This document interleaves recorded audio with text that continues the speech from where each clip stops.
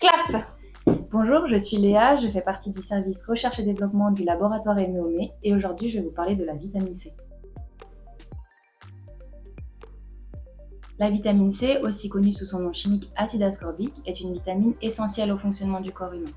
Mais on ne la produit pas naturellement, elle va donc être apportée par l'alimentation, les compléments alimentaires ou encore les cosmétiques. L'application cutanée est particulièrement importante car l'épiderme est souvent carencé en vitamine C.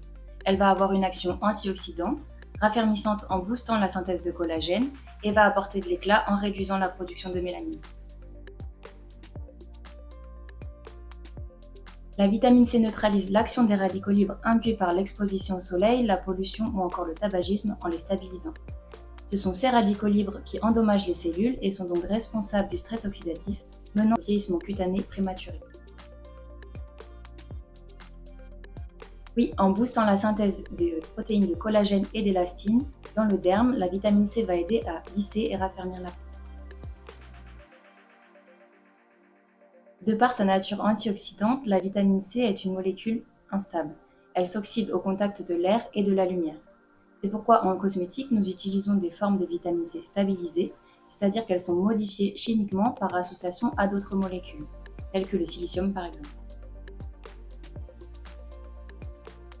Chez Eneomé, nous utilisons l'ascorbosilane C, une base de silicium associée à la vitamine C. Elle permet de combiner les propriétés connues de la vitamine C à celles du silicium, qui sont de stimuler la production de collagène, la production d'acide hyaluronique et de renforcer la cellule face aux attaques des radicaux libres.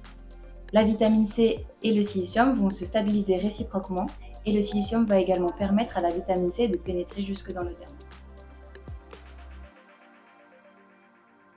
On peut retrouver de la vitamine C naturellement dans les extraits de fruits, mais l'utilisation d'acide ascorbique pur synthétique permet de formuler la substance active à des pourcentages plus élevés dans les produits cosmétiques.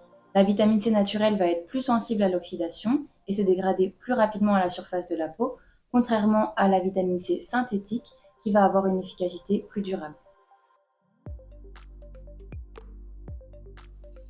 Il y a 3 facteurs à prendre en compte pour le choix de son produit: la forme de vitamine C utilisée, la concentration et le pH. Concernant la forme, on va privilégier des formes de vitamine C stabilisées qui vont avoir la capacité de pénétrer plus en profondeur et ainsi de libérer la substance active sans qu'elle soit dénaturée. Pour la concentration, les études ont démontré qu'il faut avoir au moins 20% d'acide ascorbique pour avoir une part significative active dans la peau.